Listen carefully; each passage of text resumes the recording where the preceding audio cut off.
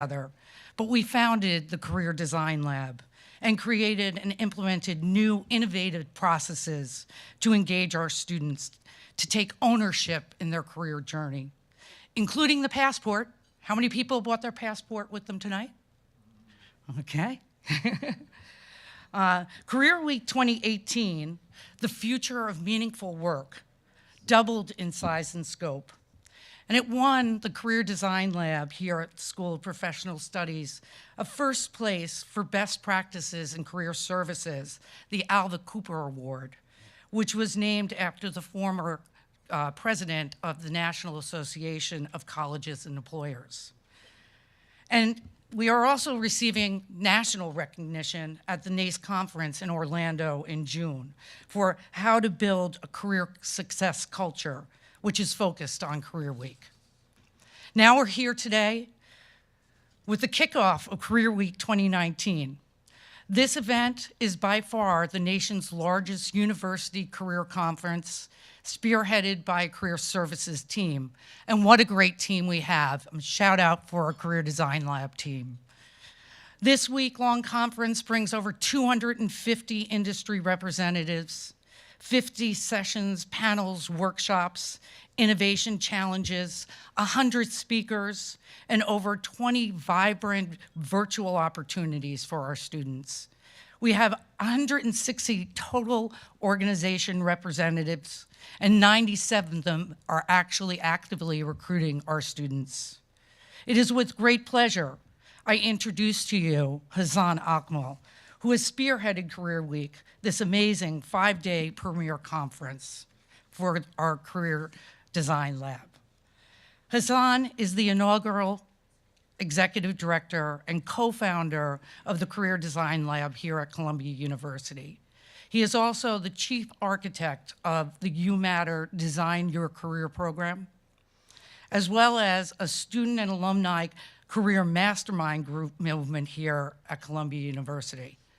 As an alumnus of Columbia University, he blazed a path as a visionary career thought leader. He held positions and the chairs career education and director of career services at several higher education institutions in New York, Los Angeles, and Chicago. He is a former professional tennis player and an international athlete ambassador to the United States, and serves on the National Association of College and Employers Future of We, a think tank committee. With over 10 years of experience in leading career and professional development, Hassan teaches individuals the importance of capturing their career and life vision. With personal brand and multiple layers of social media, leveraging self-awareness and purpose alignment. He believes these elements are key to maximizing career and gateways to growth for life fulfillment. He is the author of How to Be a Career Mastermind, Discover 7 You Matter Lenses for the Life Purpose, Impact, and Meaningful Work. Let's give it a warm welcome to Hassan Akmal.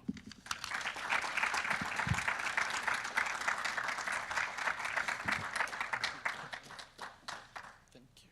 Sorry. No problem. Thank you.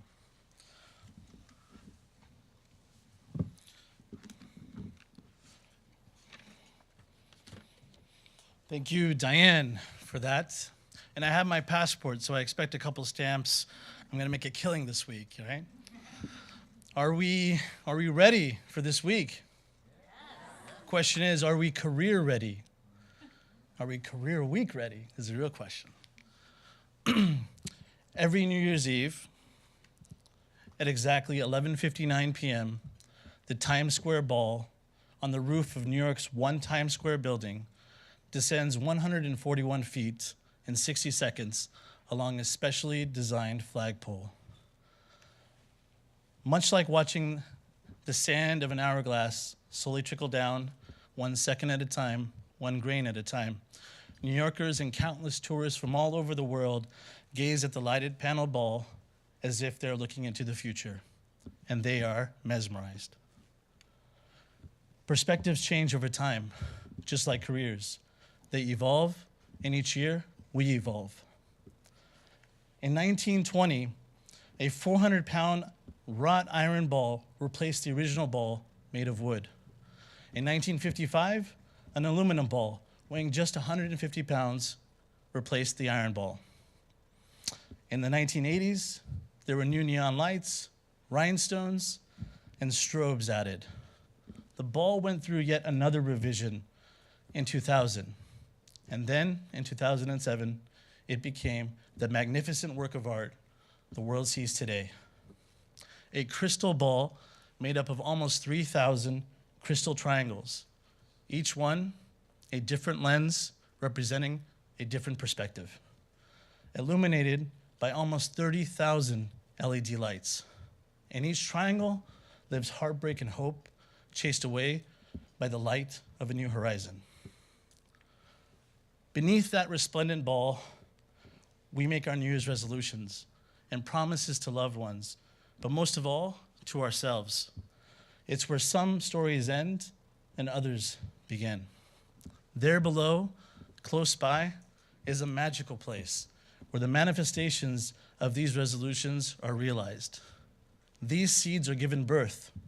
People enter with hopes and dreams, with embers of fear, but leave with aspirations of self-reinvention. Our students love this place. They can be themselves and aspire to be anything they wish to be. Once they enter, their life is never the same. It's called the Career Design Lab. Outside its tall doors, once upon a time, I watched the clock hit midnight on New Year's Eve, knowing my life had changed forever. I was an alumnus of Columbia University as well, much like many of you in the audience and those chiming in on the live stream. But this, it was time for me to design my life, to design my career. My story of storytelling begins here. However, this is not a story of my work at Columbia University. This is a story about storytelling. Our students, our alumni, their stories, your talent of the future. Their stories being told in a creative design space with no borders, a sanctuary of self-reflection, the designing of their lives. We often use the word career as a synonym for occupation, trade, profession, or vocation. This definition refers to what a person does to make a living. It's formally defined as an occupation undertaken for a significant period of time with opportunities for progress. Yet in the modern age, we are seeing people change careers much more frequently. Longevity at any one place, in any one career, has significantly decreased. Thus, a change in the traditional historical definition is long overdue. The future of work is uncertain. In our current economic landscape, we are also seeing people leave scripted lives in search of more meaning. They are also seeking purpose-driven organizations that foster engagement, commitment, and the motivation to make an impact. Is the secret ingredient to extraordinary organizations purpose? There are thousands of careers, both traditional and non-traditional, not to mention the wealth of niches. Many of them require extensive education and training, while others require little to no experience. This week will completely subvert the historical concept of a career. The Career Design Lab is about defining and developing the new careers of the 21st century. Many of them require extensive education and training, while others, very little. You can be anything. The question of what do you want to be when you grow up is no longer doctor, engineer. You can be everything. The defining and developing of the new career is what we stand for, and we're located in Times Square. We hope that you'll come visit us. We are here to help students master diverse occupations that cannot be reduced to a single title or a single trajectory. They surrender only to genuine merit. This week is about career disruption and impact. Welcome to Career Week 2019. Thank you.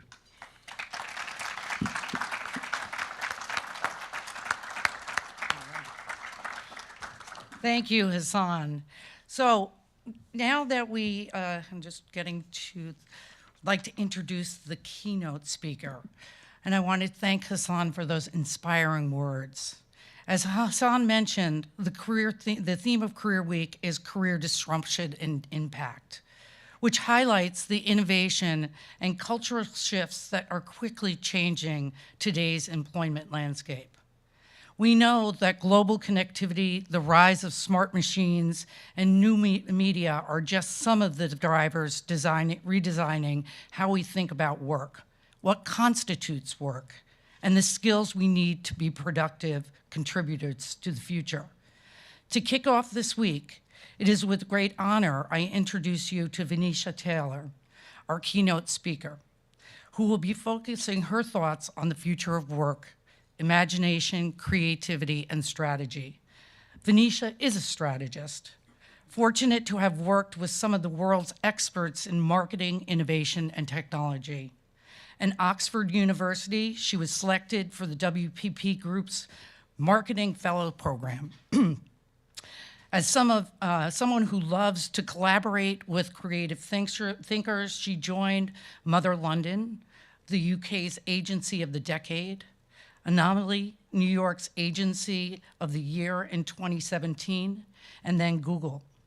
At Google, Venetia leads a team of strategic planners who Google's top brand partners bring insights from Google data to the culture of digital and technology to inspire marketing and innovation, including helping HBO to win an Emmy for Westworld. Her personal projects include consulting for New Inc., the New Museum's Cultural Incubator, and working with Friends of Havana to help build sustainable culture for the future cities. Let's give a warm welcome to Venetia Taylor. Thank you. I need to switch here. Yeah. Thank you for reading my resume so beautifully. Now I don't have to say anything else. Okay, let's see. There it is. That work? And how do we do full screen here?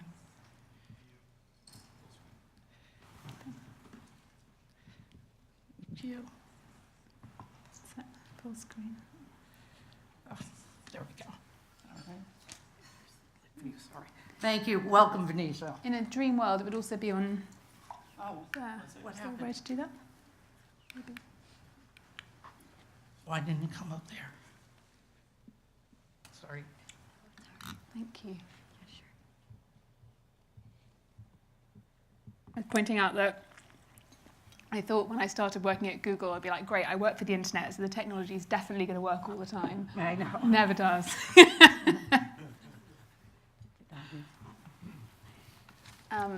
Where's Hassan gone? Okay, so wait till 8:30? Okay.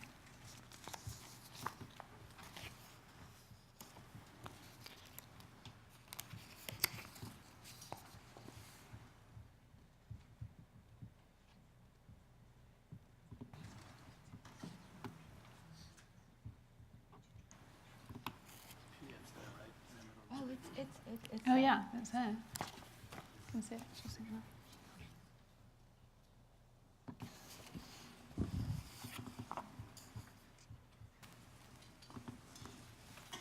We tested it before. Of course.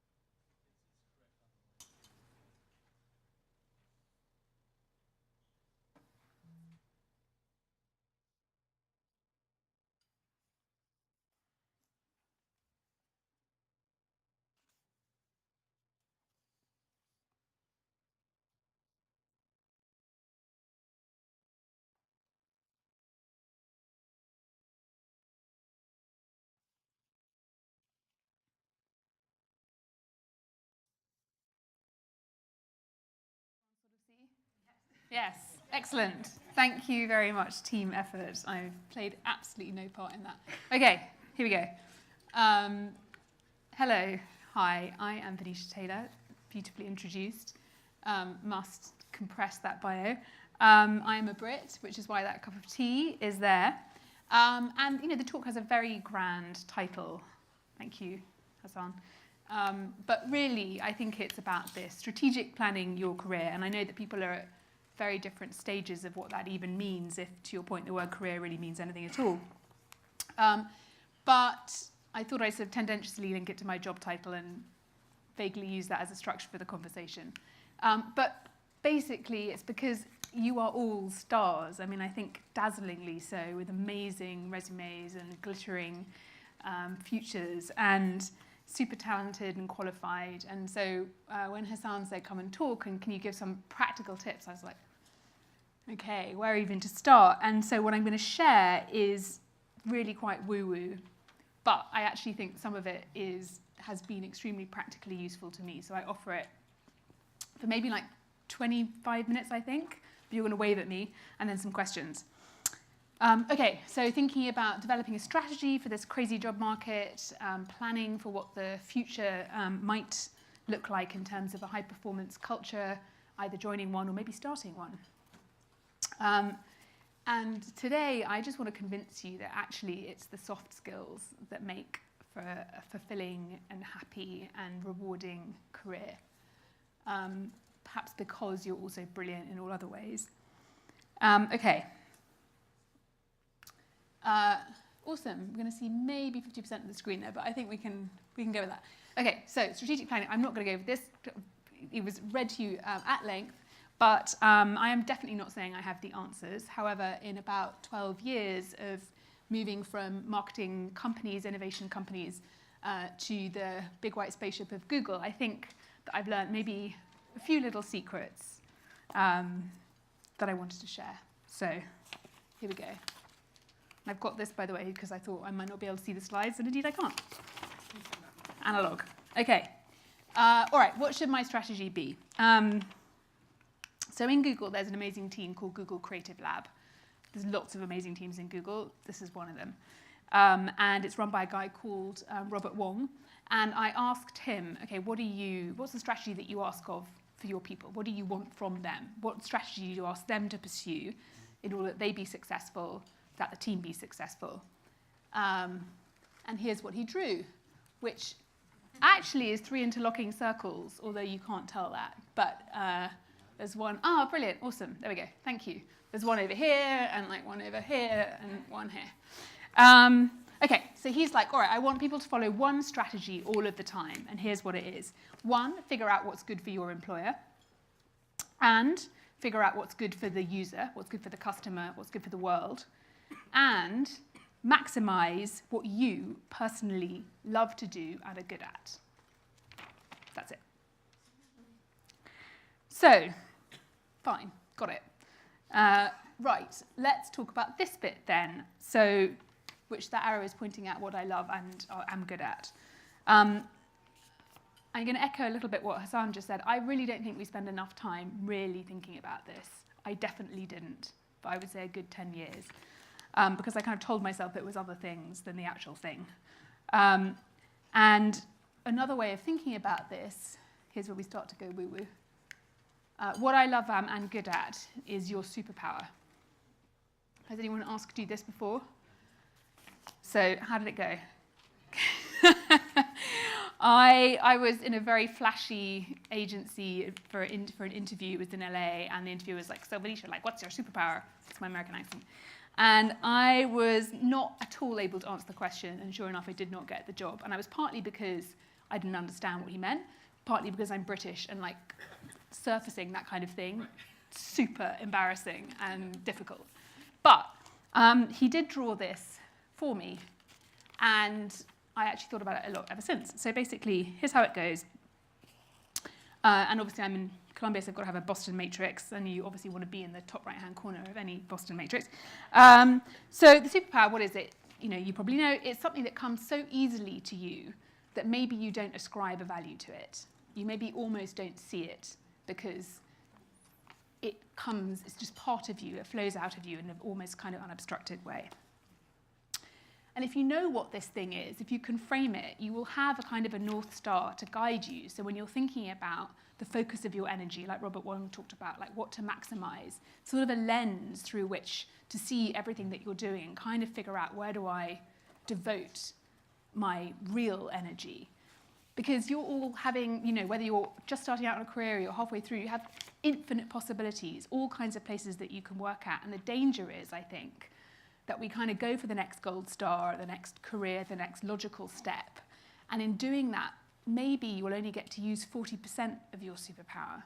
And like, what a loss to you and to the world. So, let's try and find a way of really leaning into that, because the problem that we've got is that our Western education system and career tends to really privilege this side of the screen. So, meaning moving from the stuff that I'm quite good at to the stuff that I'm very good at. And you can spend a lot of time, a lot of effort, and a lot of training doing that. The danger is that we kind of neglect this bit.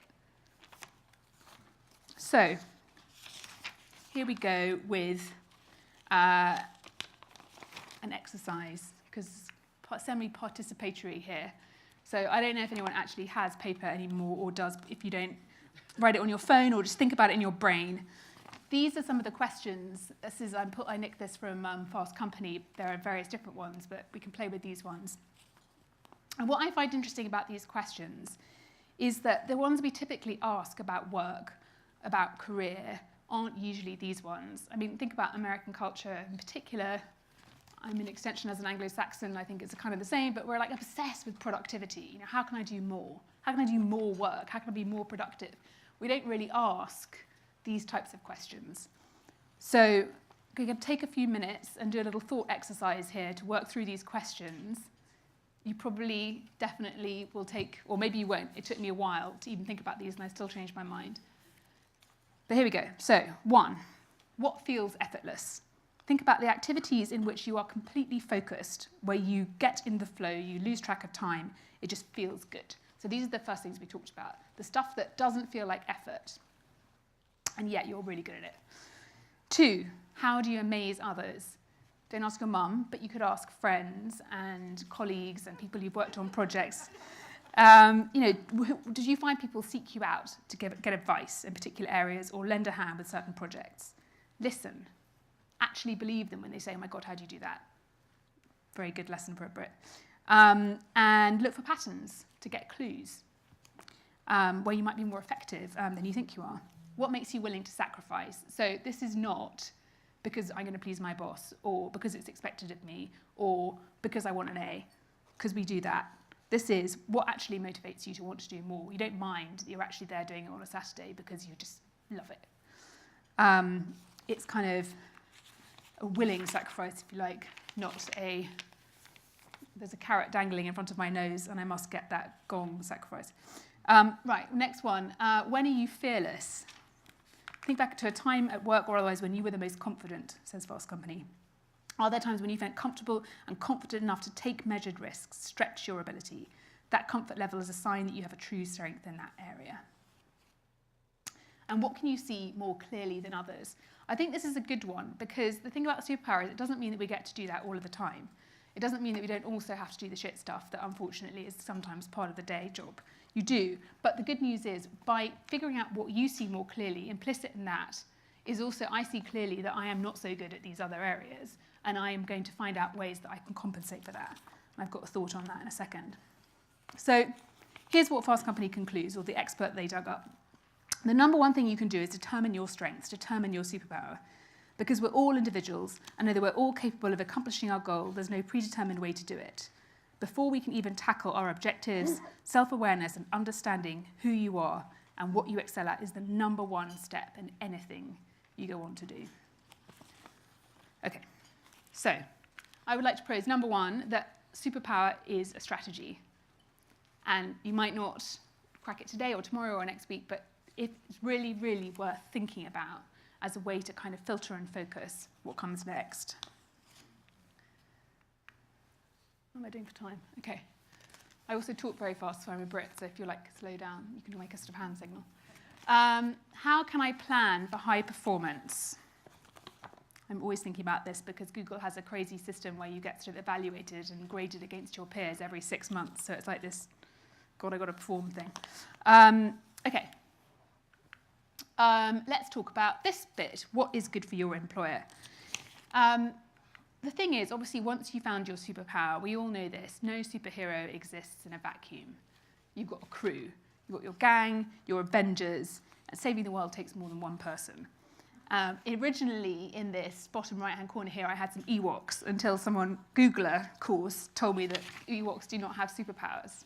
Did you know that? I did not know that. Okay, anyway. It's literal mighty Googler for you. Anyway, it turns out that there is data to support the fact that having an Avenger, a clan of Avenger, is good for you, good for your superpower, and actually good for your employer. Because there is research that exists, you may have seen it, some of it's from Deloitte, some of it's from Google, that shows that the biggest or the most determinant characteristic of high-performance environments is effective teams. So more than leadership, product, market cap, the determinant is effective teams. And why? Because the future of work, the modern world of work that Hassan is talking about, has really shaken the foundations of organizational structures, made them much less hierarchical and much more contingent on influence between different teams. And that is forcing us, says Deloitte, this new model of work is forcing us to change job roles and job descriptions, rethink careers, Hassan, and internal mobility, emphasize skills and learning is key to performance, redesign how we set goals and how we reward people. So the effectiveness of your team is going to determine how you get paid. This is a big deal. Okay, so Google, being Google, were like, all right, we kind of like this, but now we need to go deeper. We want to understand what is the characteristic of an effective team. So they did research over 2 years. They interviewed a bunch of people. They did quantitatively, qualitatively. And they kind of had a mea culpa. You may have read about this. Because I think the assumption going in, because it's Google, they hire very bright people, very qualified people, you, and they kind of assume it's about individual brilliance or even just the brilliance of the people that are in a team. And this, in fact, is the answer. They were completely wrong. So it's not a stellar team of a Rhodes Scholar, 2 extroverts, 1 engineer, dream team. No. Who is on a team matters less than how the teams interact, how they structure their work, and how they view their contributions. So, algorithm got it wrong. Google concluded that the major insight is that high performance is about teams and diverse teams at that. And there are various characteristics that if you're interested, I can also share about how you cultivate that within a team. But I know this is true because I now run a team and we think about it all the time in terms of how to build diversity and inclusiveness and how to balance and encourage interaction between those members of the team. But I also saw it because recently I went to a fireside chat with this team. I think they need to work on their visual identity myself. Anyway, they're called Area 120, a home for hustle, and they are a startup within Google. So they are an incubator within an incubator. And they're a pretty cool, hot team at the moment.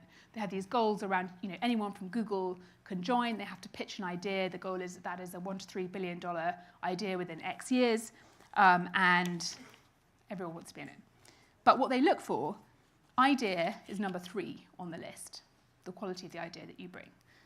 2 on the list is product market fit, like is there a legit demand for this thing or can one foresee it? And number 1 is team. So technical skills not required. It's about the combination of people who you are putting together to support this idea that you have. So high performance comes with diversity, and I think that means we have to seek out, just because we're in applied analytics or we're in my case, I have an English master's, like what practical use is that? I'm not necessarily just going to go and seek out careers that might seem like natural homes for those disciplines. I might go and seek out an environment where actually I might be one of a very few who have that discipline and I can surround myself with other skills. And ultimately, those might end up being the most high-performing, the most rewarding environments for us to be in. Okay, third circle, what's good for the user. So let's say that we take, when we think about the user, let's take the maybe slightly now questioned, you know about this more than me, but economic theory, the user is the shareholder. The end user is the shareholder of a company. So I don't know if anybody has been to classes with Ben Royce, who is in my team and way more brilliant than me by a long chalk. Anyway, he came up with this chart. And what this chart says, because I got him to explain it to me, is basically if, let's just say, a shareholder had invested $1,000 in various different types of organisation in 2008. So she could have invested in a stock that was performing pretty well in the S&P 500 or in one of the best companies to work for. Which one would have outperformed? Which one would have generated a greater return on her investment? The answer is the best companies to work for by 3.4x.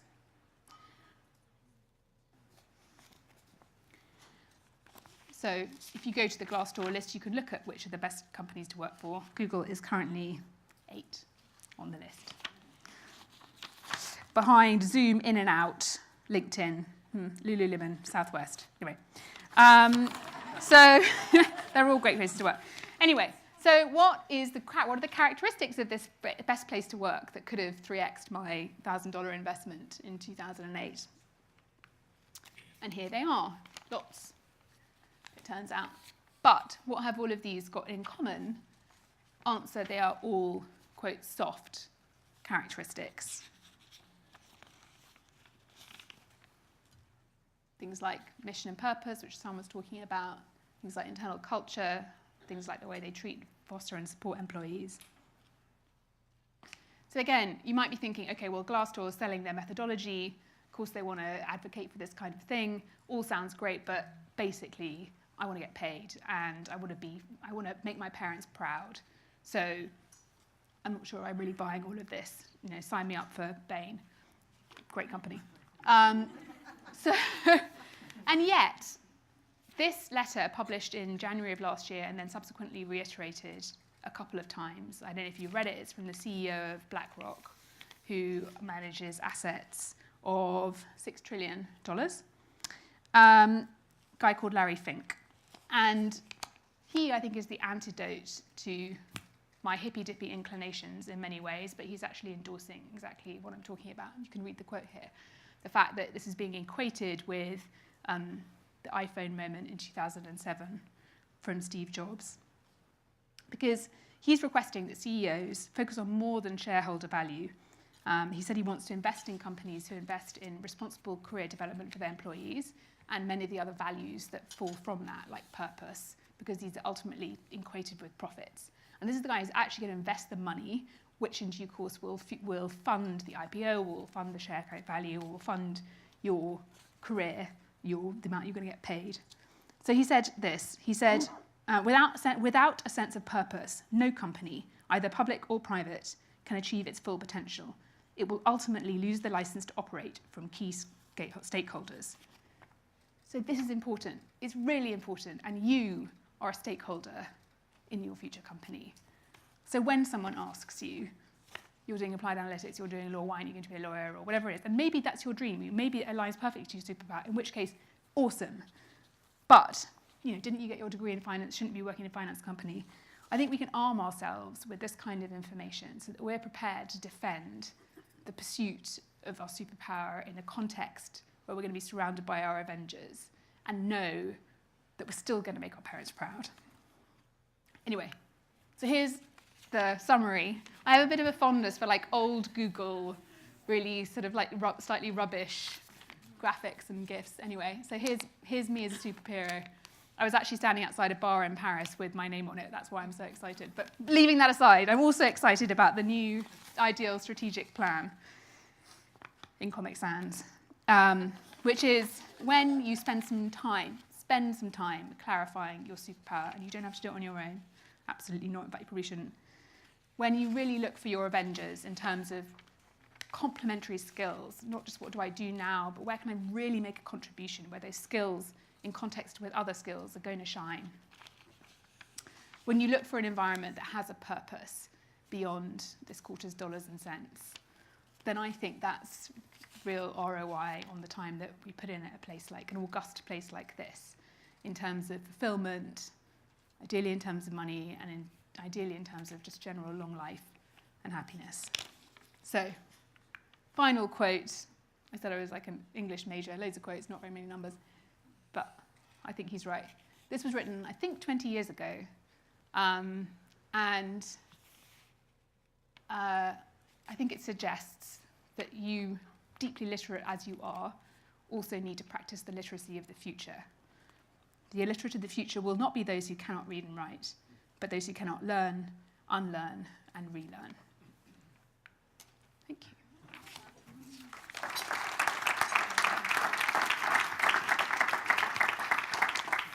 How am I doing timing-wise? You're doing great. So I Okay, think we're good. going to open it up to questions. Awesome. If we have questions, Yeah. we have a mic up here if you want to come up and ask a question.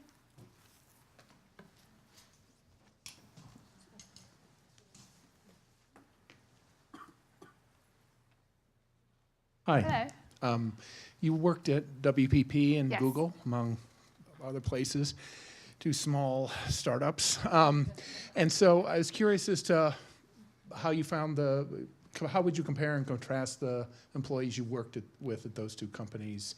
From time to time, WPP called Google a frenemy, and that characterization waxes and wanes a little bit. But if you looked at revenue per employee statistics, kind of hard numbers, you'd imply, well, there's got to be a pretty big difference between WPP and Google employees. So I'm just curious on your perspective on that.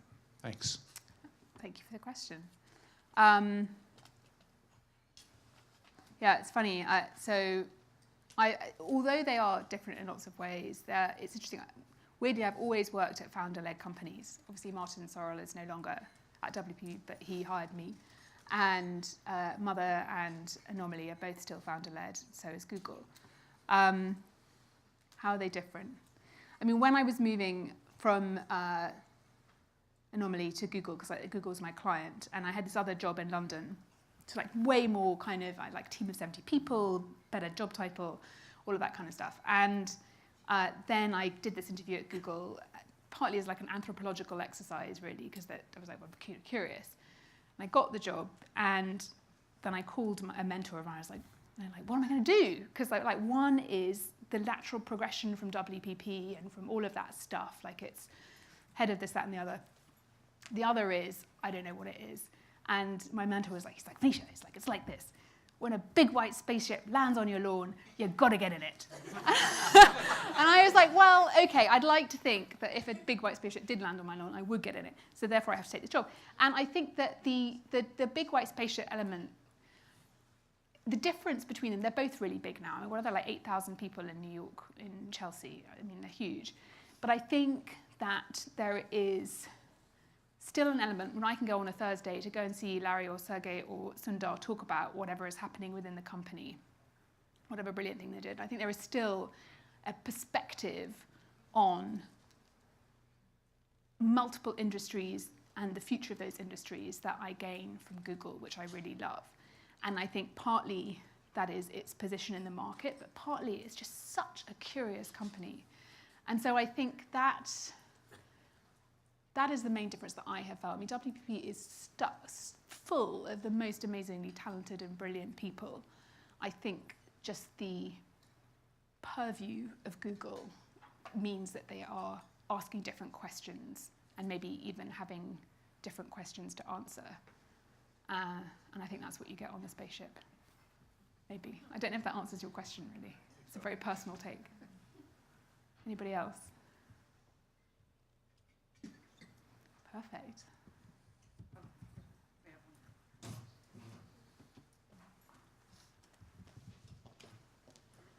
Hi, thank you so much. That was inspiring. I'm curious what you did to sell your superpower that made Google want to bring you on.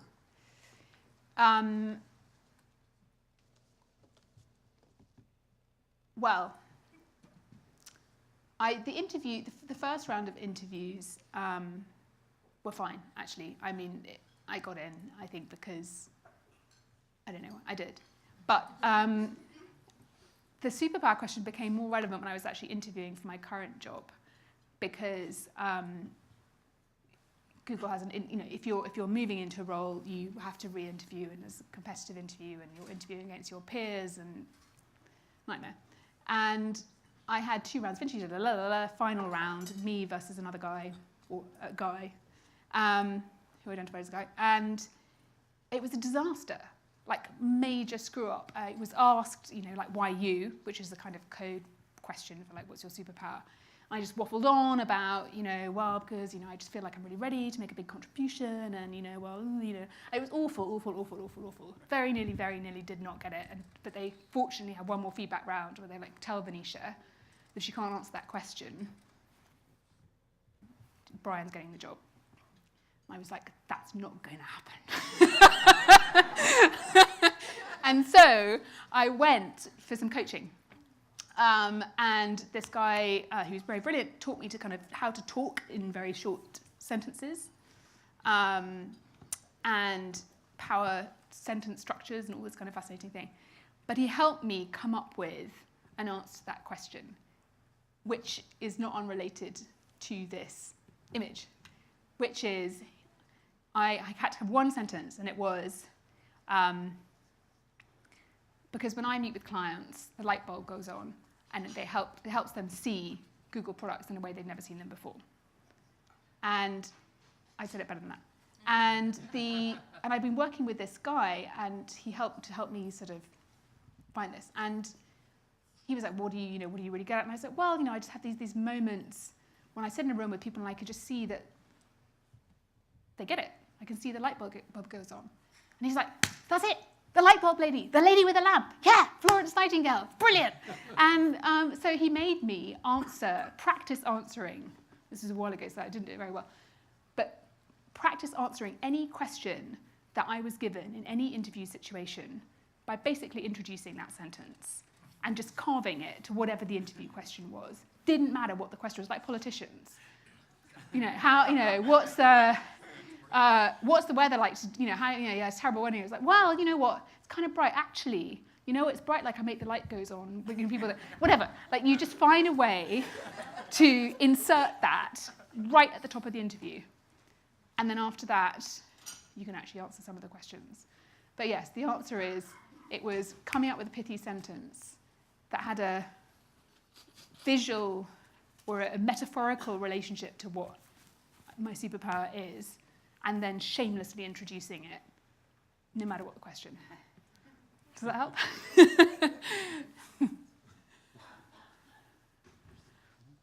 Hi. Oh, yes, thank you. So you mentioned that at Google you're studying different industries and what's the future of different. So what's the future of the job market, and especially considering all this news about AI and how they're going to replace the job market? I'd like to point out here that I am not representing Google. I'm representing myself, Venetia Taylor, who happens to work at Google. Just caveat. You know what? I talk to a lot of engineers at Google who work in AI, and I work with a team of thousands of people whose job it is in North America to figure out how the magic of AI might be applied to businesses. And I even did a research project around figuring out the vision for this North American team of thousands of people that I'm part of. And I'm very convinced, based on the work that I've done, based on the people that I've talked to, of 2 things. One, that there's a big problem with the narrative around AI, because it's one of primarily of automation, and it's focused on the, quote, replacement of human roles in industries like transportation or healthcare or whatever. Whereas actually it's about augmentation, and it's about freeing actually humans to do what humans really do well. That is not to discount the enormous rupture that might come with that kind of a shift. But if I was to summarize it, I would say that the more the machines move Google and our partners and brands and companies into the future, the more the human perspective matters. That's what I think. Thank you. That's it.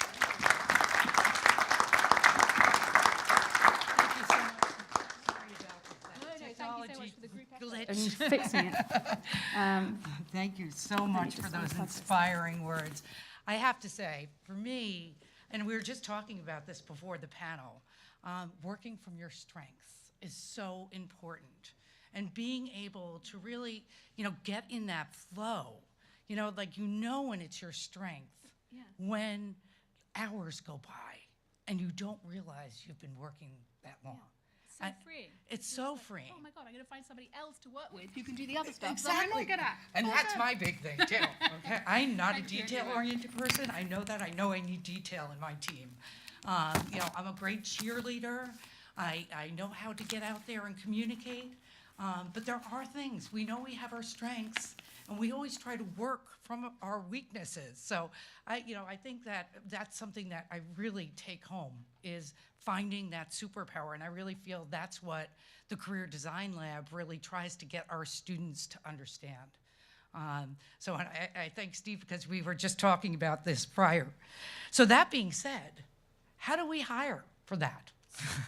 How do we hire diverse teams? And really think about how the standard employment model has changed. We have technology. We talked about the idea of behavioral interviewing and how do you find that passion? So here to help us try to uncover a little bit of this is a fantastic panel that's going to talk to us about the DNA of the recruiter of the future. Our moderator, Ed Pasquina, is joined us. Ed is the Senior Talent Management and Learning Development Professional working in the greater New York City. He currently serves as an independent consultant working for firms on training, talent management, and leadership development needs. Prior to working as a consultant, Ed was employed at MetLife as a talent partner for the company's global corporate support functions in driving and executing executive level succession, planning, learning, and talent development. Before joining MetLife, Ed worked for a number of leading global companies in the human resource management leadership area. Some of those companies include Honeywell, Citigroup, Unilever, and General Electric. Before starting his career in the corporate world, Ed served as an armor officer in the U.S. Army deployed to Southwest Asia during the Gulf War. Ed is a graduate of the U.S. Military Academy, also has graduate degrees in human resources from Boston University, an MBA from Columbia Business School, and recently completed his doctorate in adult learning and leadership at Teachers College. Ed is also an adjunct lecturer at Manhattan College and faculty in the Human Capital Management program here at Columbia University School of Professional Studies. Let's give a warm welcome to Ed. Thank you.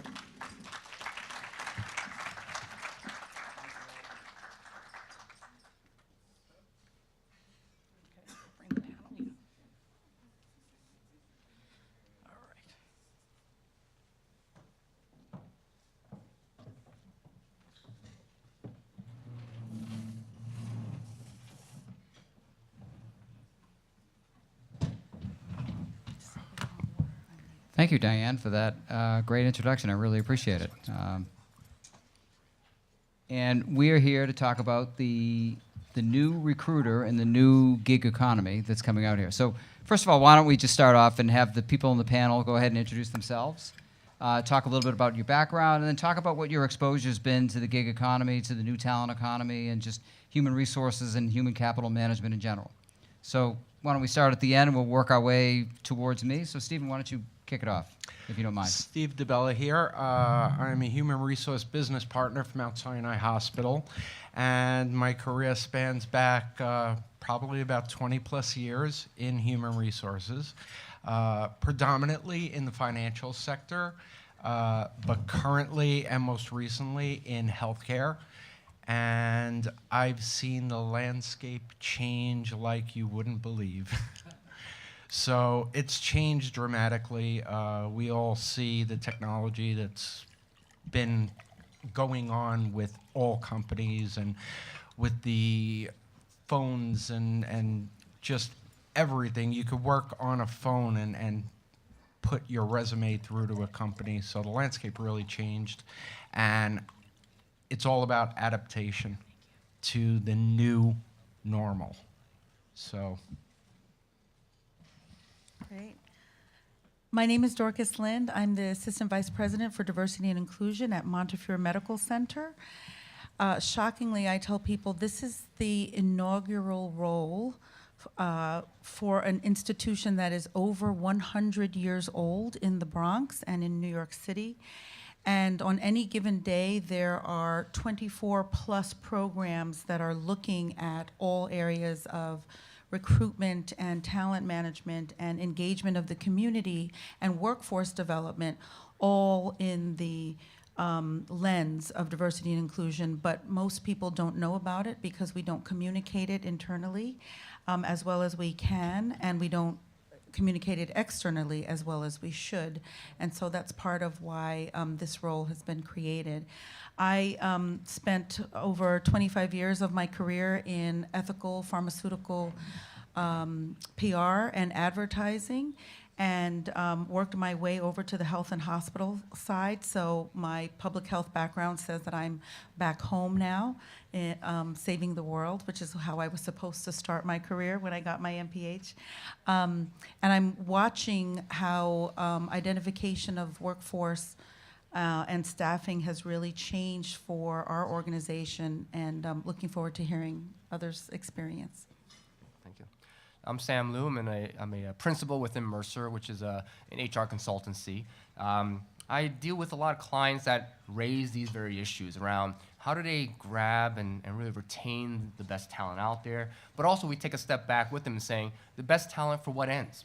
So what exactly are you trying to accomplish with the hiring? What are you trying to accomplish that maybe you don't need to spend so much on headhunters and external recruiting? Maybe your talent is homegrown. So we try to look at strategically a lot of the factors involved with what their goals are as a business or an organization, as well as what the talent needs would be, and can they accomplish that without always trying to entice and dangle that financial carrot in front of external candidates. But be glad to talk more about what we're hearing from a lot of our clients. Hi everyone, I'm Mary Pace. I'm a senior talent acquisition partner at Omnicom Health Group. We're the world's largest healthcare communications network. Right now we support about 21 different pharmaceutical agencies, and we hire everyone from pretty much entry level all the way up to EVP. I've been with the company for about 4 years now, and have seen the market change drastically within those 4 years, much like our panelists have said.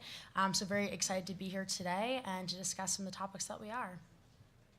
Okay, thank you very much. Appreciate all of you being here. You can see we have a great panel. We have a lot of experienced people that have been in the human capital management sphere in different sort of functions and should be able to comment really effectively on what we're going to talk about tonight. So in terms of the panel, the way we're going to operate is we obviously have some prepared questions that we're going to go ahead. But the idea here is to be pretty free-flowing and for us to comment on different questions across each other.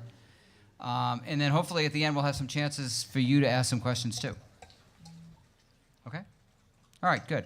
So in the spirit of AI and technology that's happening right now, as we talked about when Venetia just discussed with us, so Sam, let's start off with you and talk about with effective global collaboration and assembling and reconfiguring teams to focus on project-based activities, how has the increased trend towards a digital workforce and the digital talent economy, how has it shaped the way we look at talent, how we interact with talent, and how we manage talent? Yeah, great question. So we always have heard of the war for talent, and it's becoming much more competitive, especially for certain skill sets that help to support a lot of these digital technologies, whether or not it's AI, artificial intelligence, or it's automation, robotic automation. All these types of technologies have people behind it, such as data scientists, data analysts, people with the ability to find trends, see, track patterns in data and so forth. So they're not everywhere. They're not easily sourced or hired. So we have to think about, and we recommend to some of our clients, is to look at hiring or looking at that source of talent differently. Part of that different view of talent is to say, well, can you share talent internally? So are there certain pockets within your organization where you can either upskill or be able to move someone from one project to another? So look within your own backyard, first of all. Or there are people who can potentially move up to that data analyst level without having to always go outside. So looking internally. Second would be looking at how do you tap into these pools where perhaps it's a network. So you have, for example, one of my former employers, one of the big four accountancies and consulting firms, they would have a network where they might have people who have recently had families and they don't want to join the workforce full time, but they have a certain skill set that's valued. So they would come into this network pre-vetted, and when there's projects that resonate with them and match up with their skill sets, they then join within that time frame. So there's a lot of flexibility that allows you to cast a wider net. It doesn't have to always be a traditional, let me hire you full-time, come in during the office hours, et cetera, but maybe there's ways to have a kind of contractual temporary basis. And that flexibility, that shared network, allows the firm to also have flexibility, because you might have a project that you're working on to launch, but you might just need a team, that vendor team, if you will, within a certain time frame to get that going. And then you let people go, right? So I think that's the flexibility of a shared network that you can have. And finally, in terms of recruiting for that talent, companies would also have to focus a lot on what are they offering besides just the financial compensation? So is it the interesting work that's being put in front of them? Are they able to work on the latest and be at the competitive edge of technology? Do they have what we call the employer value proposition? What's in it for them? So what's the learning they'll get? What's the career pathing they'll get? So all of that has to be much more focused on by companies. Nowadays, it's a more consumerization mindset for finding and looking at which company you want to join. Similar to how you now look at restaurants, you Yelp, guess what? Glassdoor or LinkedIn, right? So word of mouth definitely spreads. So that employee value proposition and that employer experience during recruiting is so much more important. Good. Thanks, Sam. Anyone else want to comment? I mean, he's giving more of the overview of the industry, but some of you are actually working with us on a day-to-day with the companies that you're at, so. And basically, you see change within what the recruitment efforts are. Like you were saying, Sam, recruitment has changed, and I think we have to rethink how we're looking for talent and set aside a little bit of the humanity part and really reach out and see what it is that organization needs to kind of flourish. I think we get caught up a lot just in terms of trying to fill that empty spot. And I mean, just like you said, it's rethinking the obvious. I'd like to give an example of what we've done in the last couple of years at Montefiore, and that is a lot of health and hospital systems, and I'm just honored to be with so many healthcare folks tonight. I hope some of you are excited about the healthcare focus as well. We have really taken a patient-centric approach, and so you can think about that in any of your industries if you're looking at customer centricity. And what we've done is we've identified that maybe the way we've been filling roles doesn't necessarily solve some of the challenges that continue to be issues in our workplace. So one of the ways that we've approached this is in looking at patient centricity, we actually have one of our campuses, the campus leader decided to take a completely different approach to filling the role of patient ambassador leadership. And they went outside of healthcare altogether and looked at individuals who had skills in hospitality and who had shown leadership in the hospitality arena. Now, most people would intuitively say that skill set just can't really resonate or transfer. Yeah. But in going back to how beautifully Venetia set it up for us, there are superpowers that we all have that we don't even know as potential employees and also as recruiters and employers that we can unleash to solve problems in ways that we haven't thought about before.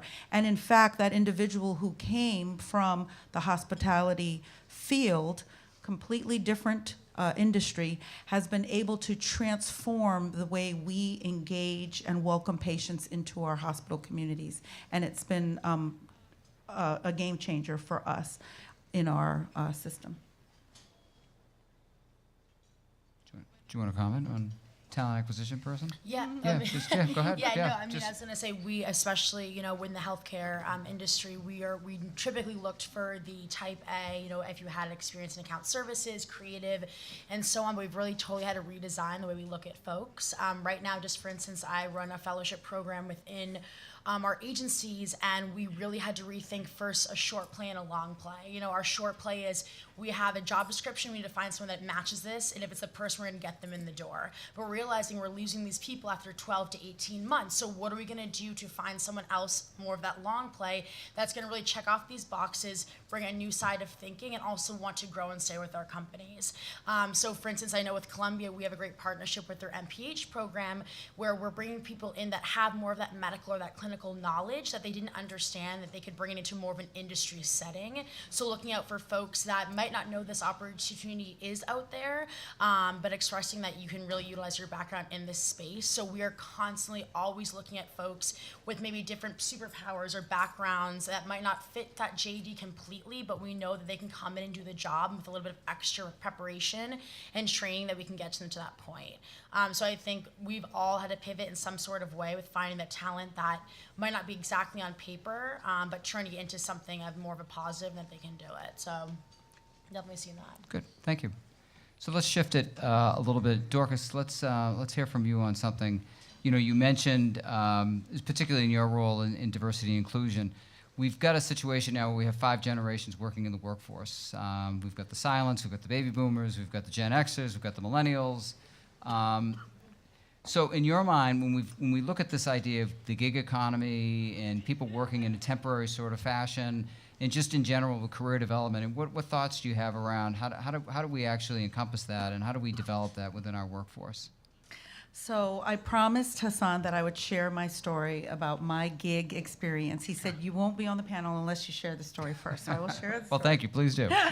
And my story is that I started off my career going from a public health graduate program to doing several public health jobs along the way, but then getting recruited by Johnson & Johnson to do clinical research. And when I told my peers and friends and family that I was leaving public health work to go work for one of the big corporate pharmaceutical firms, I was disowned by everyone. And they said that I had been disloyal to my training. How could I ever take off that public health cap and actually go on the pharma side? Long story short, I did go and was able to do some pretty integrity-filled work at Johnson & Johnson that allowed me to use my public health training in a way that actually improved the teams that I worked on. But after 2.5 to 3 years of being at Johnson & Johnson, I made the very hard decision to actually leave Johnson & Johnson. And I was having to confront my grandparents of the pre-boomer silent generation who were appalled and could not believe that I would leave a company where I was supposed to work my 35 years, get my watch, have my retirement party, and have my pension. And it was actually earth-shattering to them that I could make that kind of a career decision that they felt was catastrophic.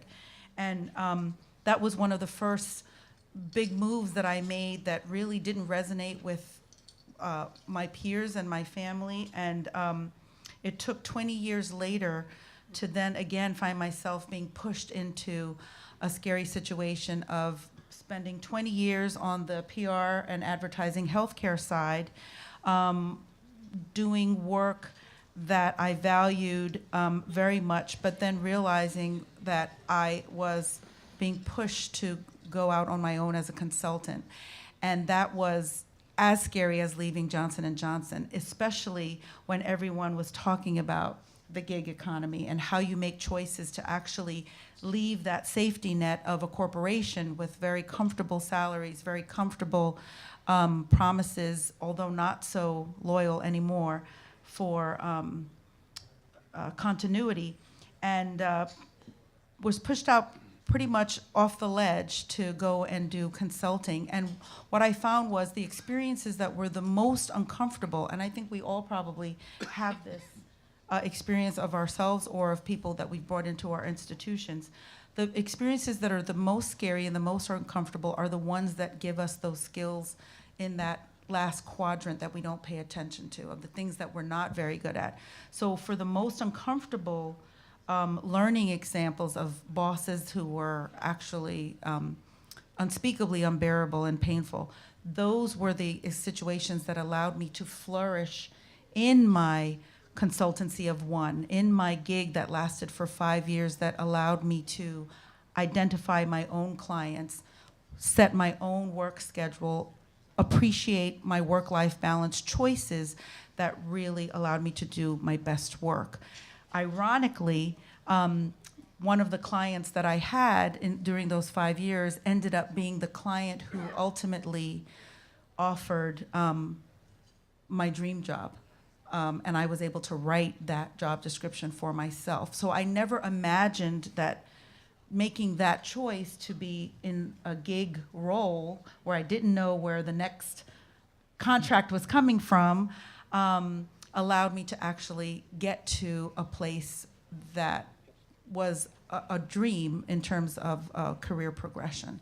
So I think the message that I'm trying to give is the things that we fear most and the things that are most uncomfortable in terms of our growth and our learning are the ones that are going to give us the biggest depth in terms of being able to deliver when we get to the place that we want to be. Great, thanks for sharing. Great story. Stephen, you had a similar sort of situation in your career where you started off initially in one profession and now have moved into HR. Do you want to share? Yeah, I Similar? definitely Yeah. would like to share that. You know, I give everyone here a round of applause because it's not easy to be young in this world and figure out what you want to do. Very few of us do that, and I give you guys a huge round of applause. But within my career, I started out in the financial world. I've been in finance for probably about 15, 16 years. And in the human resource capacity. And I found that with all my superpowers, I wasn't happy. And why? Because I loved my work. I absolutely adored my work, but I don't even want to say the economy, it was what I was doing, the finance part of it, acquisition after acquisition, after layoff, after downsizing, after moving. Right before I came to Mount Sinai, and I'm with them for 4 years, I was with Citibank, and I got a call from the director of HR saying, we're building an HR hub out in Tampa like everyone else, and it's cheaper, and we'll move you there, and we'll get you a car, and what do you say? And I said, no. Love my New York. And that's when I really had to start taking a back step and thinking about where I want my career to be. I love what I do, but where could I really love what I do? And just put out literally 2 in-mails to people I knew. Immediately, next day, got 2 interviews. One was with Mount Sinai Health System. Thankfully, I met a wonderful vice president there for a matter of 7 minutes before she offered me the job. But I did my homework, and I actually sat there and said, and this I swear by, I would rather be happy making good money than miserable being rich. And I couldn't love where I am as much as I do. It's incredible. I actually turned down a very good job with McGraw-Hill Financial to take this position, and I do not have one regret. Excuse me. The thing that I love about the healthcare system is that it's so personal. You're touching lives. It doesn't matter what you hire, what you do. Every single person that we hire in our organization touches one of the patient's lives, whether it be a scheduler that's scheduling the surgeon who is operating on that person, or the nurse that's taking care of a person. Everybody has a handle in saving a life and touching a life. So that is my story, and I was kind of tired of walking on the eggshells in finance. So I made my decision to go into healthcare, and it was the best decision I've made. And I'm looking to retire there. So if my boss is listening. And he hasn't regretted it since. So Sam, how did you get into consulting then? Why don't we continue with that theme? Yeah, I was more of a career switcher, so I had a finance background actually prior for about 7 years, and then I went to grad school, got my MBA, and then switched over to consulting. But I think it's much more common to have this kind of gig or contractual type of role. I think both the flexibility, so I guess part of it is knowing what your boundaries are. What do you really value?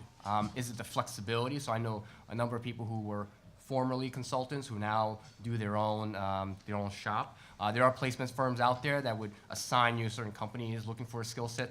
The rates are pretty high. I think you have more control over your time frame when you want to work X date to X date. I didn't go to Europe for 6 months or so. So I think that flexibility is there if you like it. But then the other side would be, what about the types of learning you would get by being in an organization for the long haul? And part of that is the relationships you build, the trust the organization also gives you, that over time, they give you more responsibility than they might give a contractor, for example. So there's certain trade-offs, if you will, but that's just knowing what you're willing to live with and what is valuable to you.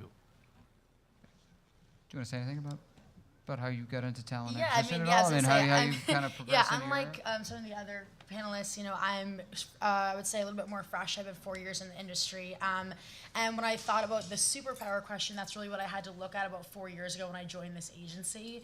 I think one of my superpowers is helping people and communicating with people. And two of the fields that I was going to go into at school was either social work or psychology.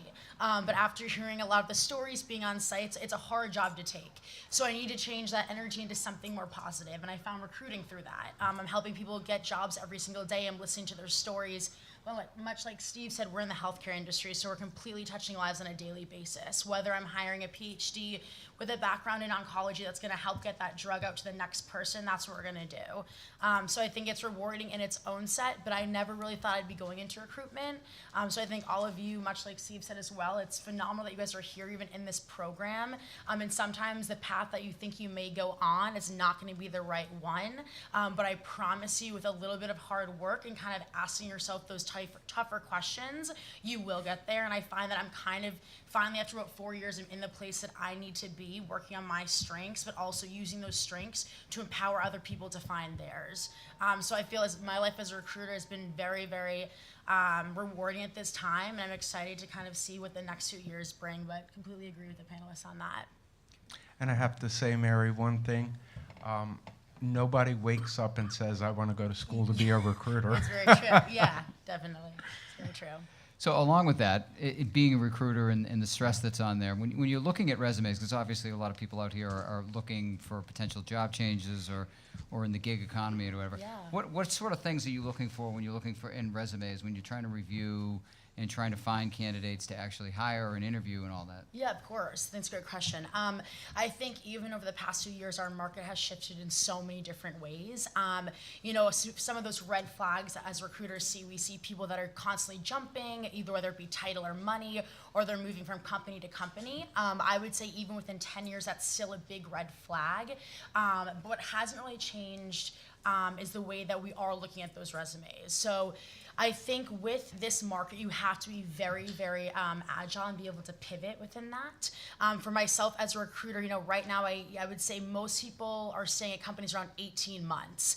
So realizing when people are starting to reach out around that 1 year mark, that's common at this time. But what is it about you that is going to make you stand out? Because I have 17 other people that applied on that day that might have the same exact background as you, but what's going to make you have that superpower over someone?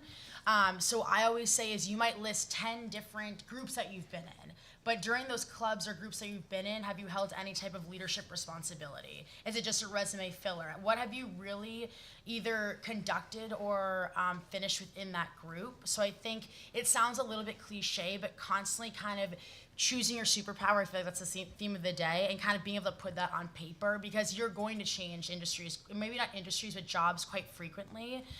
So as a recruiter, I really have to kind of see who's going outside of that box and making themselves stand out. So again, if you're involved in special projects, if you're in groups, make sure, I understand it's important to put every single group you're in, but what have you accomplished in that group that's going to make you stand out from somebody else? So I don't think it's necessarily a bad thing that your people are moving every 18 months. We're going to see that in our market, but it's just how you sell yourself to give yourself a little bit more of a step up than those other people that are applying, whether that be the same day, the same week, and what you can bring to the table. Okay, good.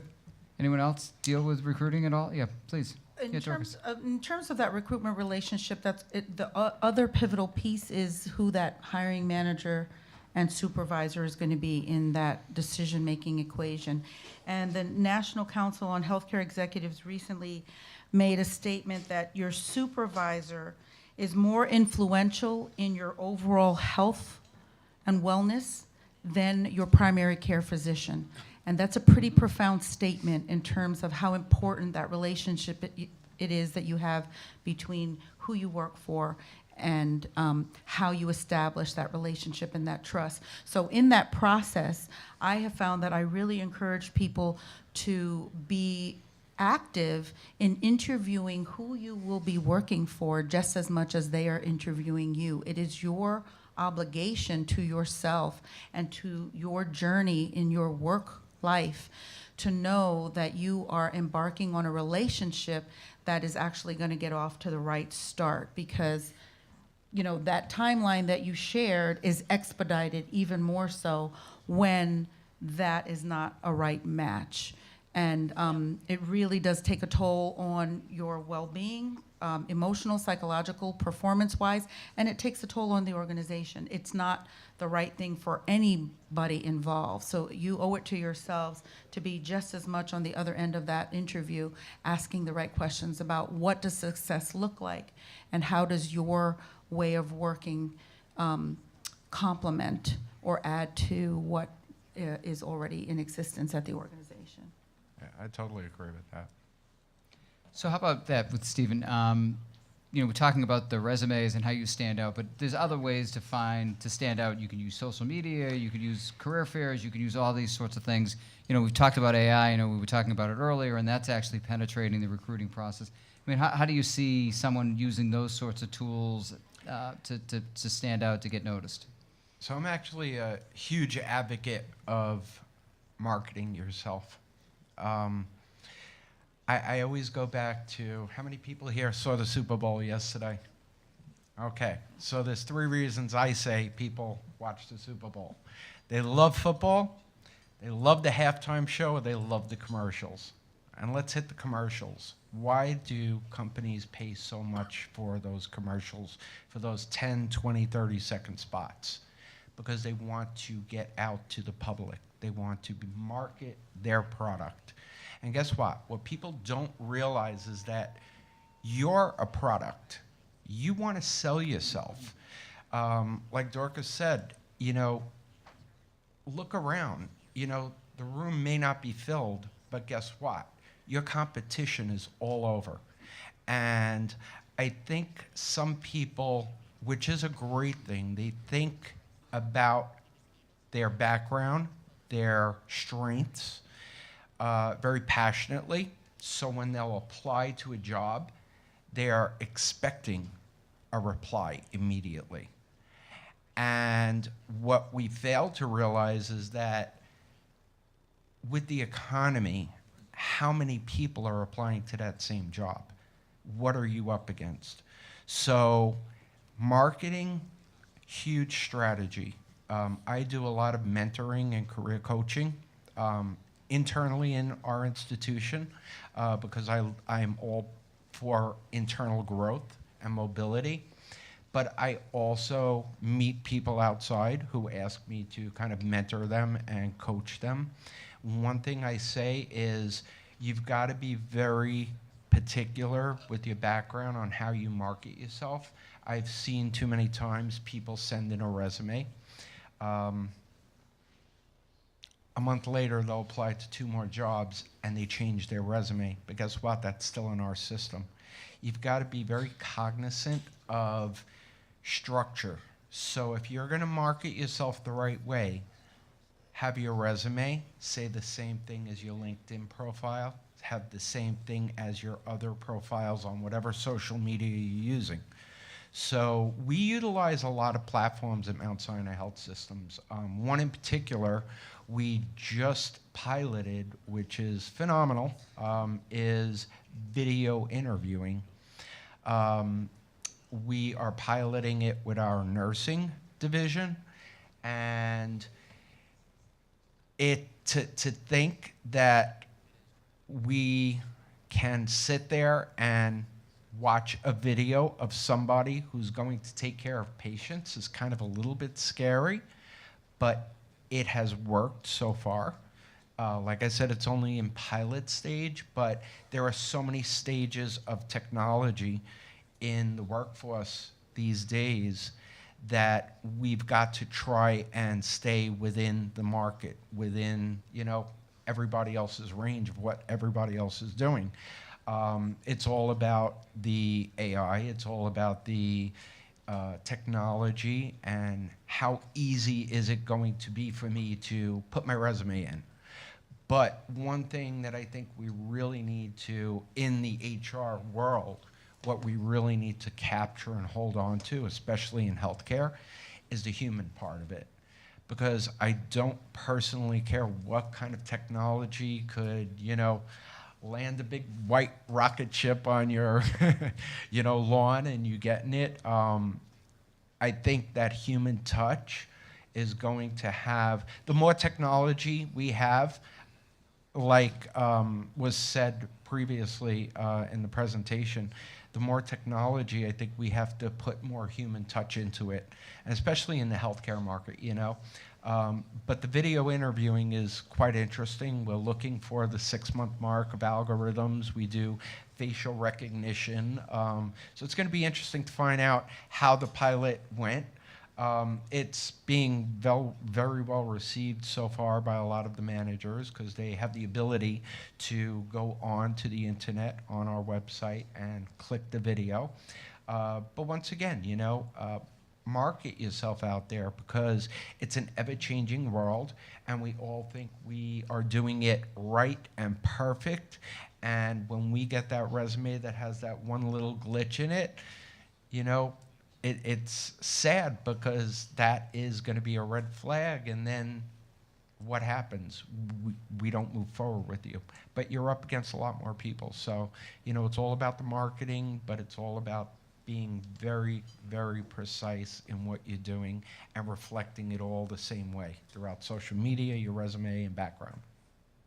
Just an anecdote around the video interview, if you will. I think HireView is a company that does that. That's who we're using. Yeah, have mastery over your environment and the medium. For example, I would watch some of these videos submitted, and you see a shower curtain behind them because that's the only private space they have is that that bathroom, or the keg in the background because there's the dorm room, etc. So have mastery and be conscious of the environment. But more seriously is. In terms of the standing out piece of it, I think all of you are doing that now in terms of what we call the signaling effect. So having that certification, having that degree that puts you above and beyond, sort of a signal to what you're capable of. I think some of the industries that we're in, whether or not it's healthcare or even human resources, there are certifications that even more junior, less experienced people can still get to show the seriousness of the endeavor and pursuit of that career. And finally, on the resume, even though you have done so many tasks or so many things, really show the outcome. So why should we care that you had so much coding or the ability to organize something? For what ends? If I could just add one quick thing, which I think is really interesting. We are, and we've always done behavioral interviewing, and that is key to understanding how the interviewing techniques work. Because if you could utilize what I call, there's a method, it's the STAR, it's situation or task, the actions that you took and the results of that.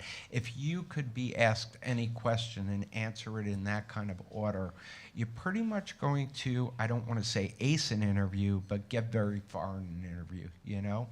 And one last thing that I did not mention is connecting with people, influential people that are going to be worth what you're looking for. Connect with people, whether it be in person, through email, through LinkedIn. LinkedIn, I have to say, is a huge product in the HR world.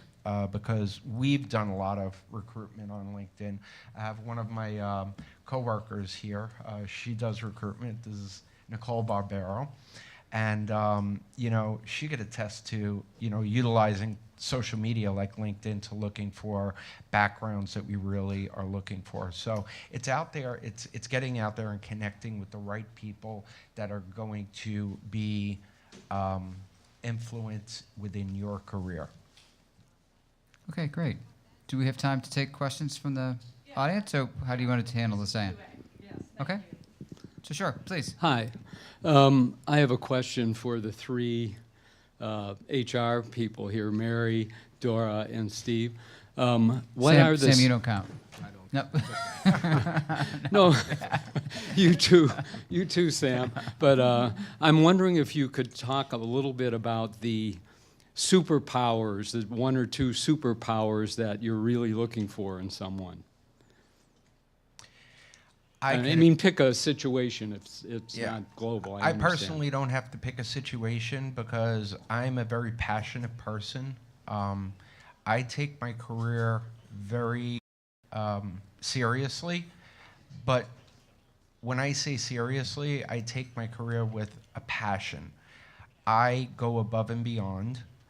And when I still do interviewing and recruitment, but I do it on the senior director side and above, because those are going to be my clients as a business partner.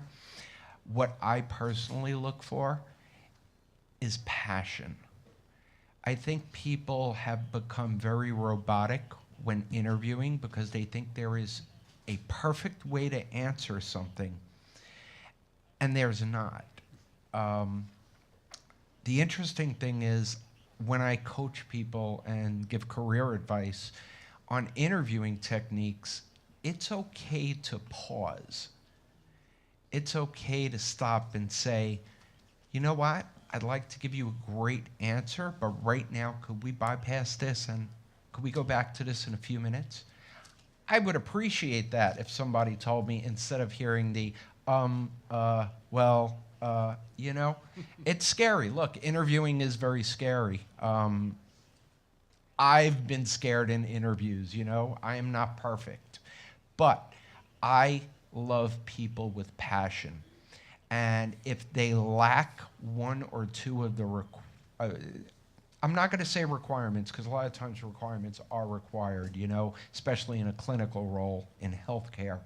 But I have hired people that have been missing a couple of different things just because of their passion for what they want to do and how they want to do it and how they want that job, how bad they want that job. So. Dorcas? Sure. So I've consulted for Montefiore for about 12 months, and then was brought on to actually deliver the strategic recommendations that I suggested in June, this past June. And interestingly, I personally took a different approach in terms of that interview, because it was something that I wanted to show our senior leadership, something that I would value in our process as we started to think about new blood coming into the organization.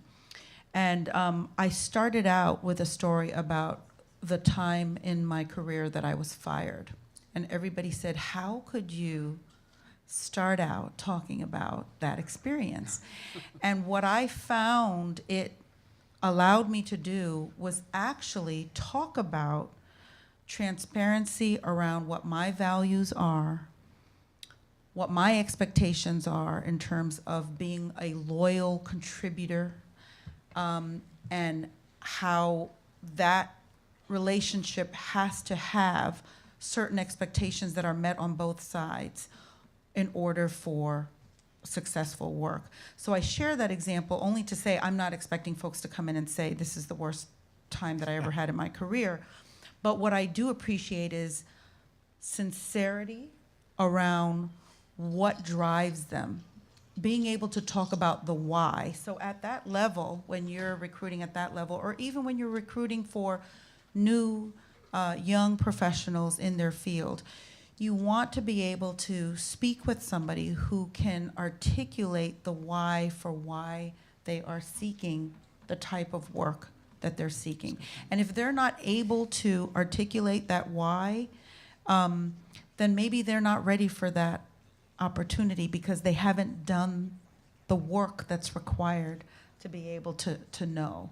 And I think that can be at any part of the journey. It's not years of experience, because there are people who are 5 years old and they know their why, right? We all have those people in our lives. But I do think it's important for people to be able to tap into what motivates them, what drives them, and why they're looking for the type of work that they're looking. So transparency. Yeah. Sure. Do you want to? Yeah, I mean, I take a little bit more face value. I think when hiring people, how many people here probably have gotten a summer job or a regular job and they signed up for something they didn't think they were going to do, right? So that happens all the time. So I think having agility is, actually I was just talking to my EVP about this earlier today when we were trying to find someone for our own team. We said number one, need someone that is able to pivot and who's able to be agile in this industry, because no days you're going to walk in and you're going to have your calendars going to be perfect, and at 9:30 a.m. you're going to get a call or an email that's going to completely take you out of whack. So I think it's one more of that short term. It's more of the agility and being able to come in and take on other things that you might not be expected of you or might not be in your own plan. But we're in this industry, we're moving so fast, especially I can speak for pharmaceutical advertising. I mean, we have over 350 open positions at any given time. So we need those people to be able to come in who know what they want, but also are able to give what the agencies need. So I think with the a tremendous amount of people that are applying for one role, like Steve said, you might have 20 people that just get that given day. You need to be able to come in and show that you're able to be agile and pivot within the industry, especially for advertising at least, so. Sam, do you want to? We'll let you comment. No, it's okay. Yeah. I just want to note of caution around, I think passion is definitely a key component, both sides, right? Interviewing for something, striving for something, and being vetted for it. But I think the caveat, I think Adam Grant at Wharton School had an article around this, which was you sometimes, passion itself is not something that just comes to you at your very first job. You have to kind of work through the kinks and the challenges to then maybe build that passion. So I think the lesson is to not give up easily when something's not truly that enjoyable when you're encountering that first hiccup in that role. So stick through it a little bit, and then the rewards would come. So. No, grit's very important. Diane, do we have one more? Chance for one more? Yeah, please. Thank you very much for the other question, though. Please. Okay, my question is as follows with a bit of pretext. So last week at the Stanford Graduate School of Business, I went to a symposium on the future of work, and we heard from some economists from MIT and someone from Google who was talking about the title was Tots versus Bots, which is human children versus robots, and what's going to happen and how many jobs will be replaced, et cetera. The good news is that humanity is still relevant. Okay, so humankind is going to be needed. Thank goodness. That was one of the nice takeaways.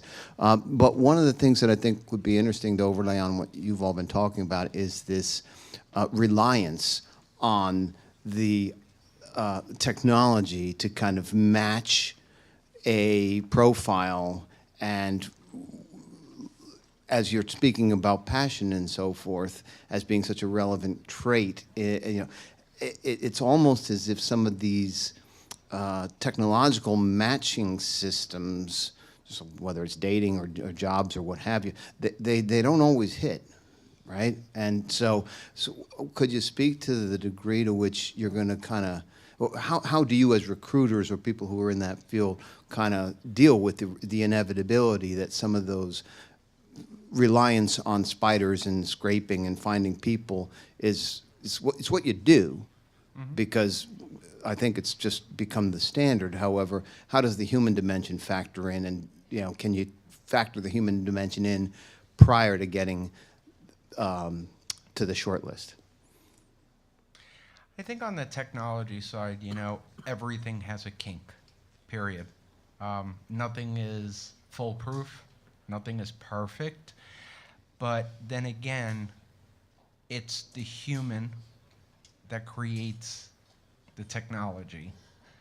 So, a lot of technology, especially when we're speaking about recruitment and looking for candidates or anything to that nature, a lot of new technologies go into pilot mode, and companies look for an algorithm or something that's going to tell us what is or might be working. But with the technologies that I know we use at Mount Sinai Health System, they're not foolproof, but they work well. But you need the human touch in it, because you're looking for an advanced search based on keywords, or Boolean search, I don't think technology could absolutely take over for human resource recruitment. That to me is, I want to say, next to impossible, because there's always going to be that need for understanding, and also speaking about, what it is that you're looking for. So, I don't think technology is ever going to take over recruitment totally, but it's a great tool. It's what we use to find the talent, but we can't lose the, again, human touch, because that is about the candidate experience. And it's all about the candidate experience, because when push comes to shove, if we're recruiting and hiring people just to get them in the door and fill a position, turnover is going to be tremendous. And there's your data right there, so you're going to be doing the same thing. Unfortunately, when people do lose jobs, that's fortunate for the recruiter, because they stay in business, but it's hiring the right people, and I don't think any kind of technology could do that. We'll go with one more question. Okay. Okay, two more questions. Two more. Hi. My question is more user end based. I'm coming from someone who's making a career change, not necessarily totally dramatic, but just career change in a sense. What, in your guys' experience, what do you think of age discrimination for somebody who's worked a long time, very long time? I just made 30 years at a company that's totally opposite of the nonprofits that I got the degree for here at Columbia. And a number of things. My education is very different from where I worked for 30 years. What do you guys see, or how do you act towards people making real changes, or the age discrimination, does that really exist? Like, what do you think about that? First off, congratulations on making it 30 years at a place. Anyone I wanna mean, take- yeah, I think it's more just you went too. It's being able to tell your story. I think for agency, again, I don't mean to keep bringing it back to agency life, but that's my main focus. And we are finding a lot of mothers that are trying to get back in the workforce, or folks like yourself are trying to make that switch. And I think that being able to tell your story is part of that reality. You know, I'm not the largest supporter on cover letters, to be honest with you. I think a lot of people mess up in that area. They're putting the wrong company name. They're listing it's a PR when I'm working for a marketing agency. But I think that's something that you can really utilize for yourself, and being able to tell your story through that, and connecting your degree with maybe some of the day-to-day that you've been doing for the past 30 years, and how that will allow you to take that next step into that new role. I do think I would hate to say that most people are probably not, when they look at your resume, they're probably just looking to fast fill that job. But I think if it's taking into Steve's point, also connecting with the right people. I've had more people this year been hired who have connected with EVPs, presidents of our companies, than I have touched personally as a recruiter. If you can reach those higher people, I get emails every single day from presidents who are like, it could be someone who's literally a junior in college, or someone like yourself who's looking for that career change. They make that one reach out, and I get an email saying, hey, Mary, can you please follow up? It looks like she's really interested, or whatever it may be. So they are listening. So I do think it might be worth kind of taking that avenue down. But definitely being able to tell your own story through, whether it be a cover letter or tying your resume to that specific industry that you're looking for, but making a story out of your experiences. And maybe not just bullet points of I did this and this, but how you can translate that to the new industry you're looking to get into. And if I could say anything real quick, everyone has relatable skills, even if it's not the same industry. So pick your relatable skills. I personally always advise, and it's just my opinion, that if you're changing careers, you could best write it on paper, functionally, in a functional resume, because you can group your skills together and paragraph them. That has worked successfully for a lot of people I've spoken to about that. So, and the question that I appreciate the points, but how much have you guys experienced The age thing. discrimination? Okay. Because I actually have people that they're not necessarily in my field where I work in my company, but they were in the same, kind of organization, maybe like a tech firm. I had a friend that worked for Apple for so many years, way before it is what it is today, like from the very beginning, and went for other tech jobs. And it got to the point where, after he left the company, it got to the point where he would, had like the third interview, somebody with a VP, that kind of stuff, and still didn't get the job for like a numerous of times.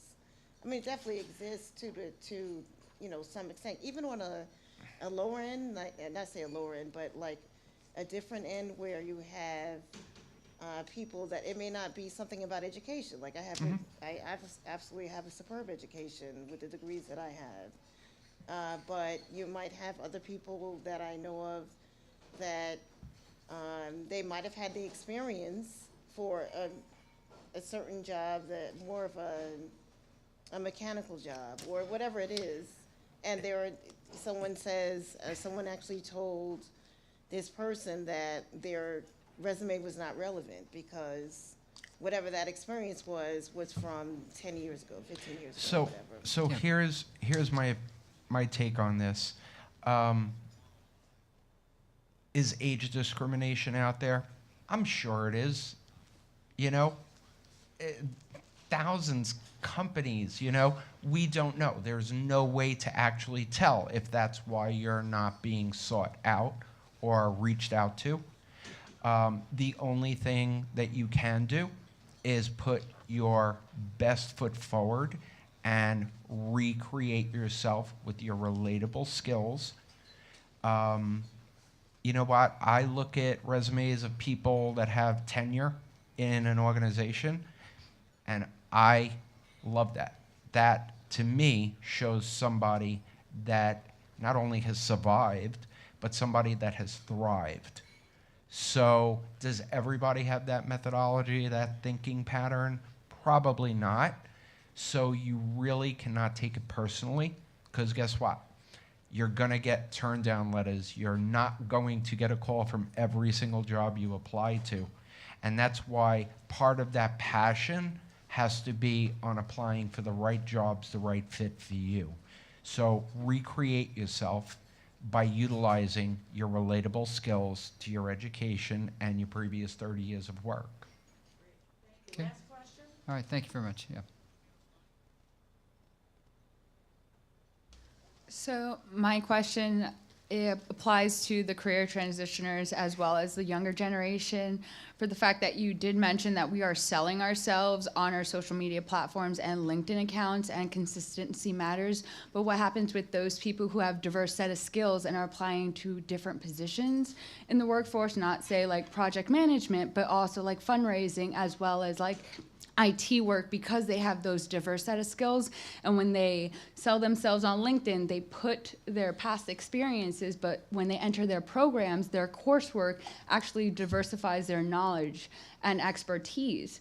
So how can we, or your suggestions on selling ourselves in a consistent manner that also relates back to our resumes and CVs, that is applicable to our LinkedIn and social media accounts without seeming like we're switching up and not being consistent enough? Because when you write a CV, it's lengthier than a resume for US standards. And when you create your LinkedIn account, which some people have, some people may not, for the fact that if employers are looking, they are seeing a certain skill set as well as past experience that may not be what you're looking for, as like the previous question related to about age discrimination and your tenure. Younger generations are not staying in the same positions for the same amount of time as older generations. So they may be penalized for the fact of the lack of consistency for not staying in a job for 13 years when the younger generation wants to expand their knowledge and expertise in different fields. How are we able to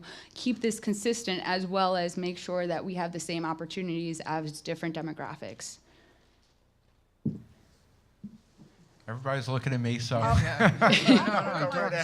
So I'll start by bringing us kind of to where we started at the beginning of the evening, which was how we tell our stories, right? And our personal narrative in terms of our careers.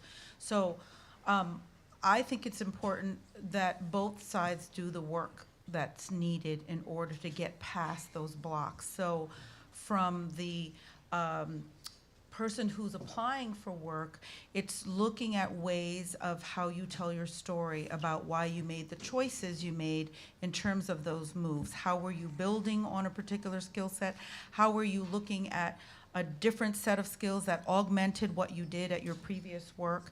And build a story and the narrative that shows what those what was a unifying theme throughout all of those choices. And on the employer side, I think it's incredibly critical that we do the work of unconscious bias and hacking unconscious bias at every turn we can. So one of the things that we're implementing, particularly with our staffing and recruiting division, is a deep dive into what types of biases recruiters bring to the table that actually allow them to stay in the same thought pattern of these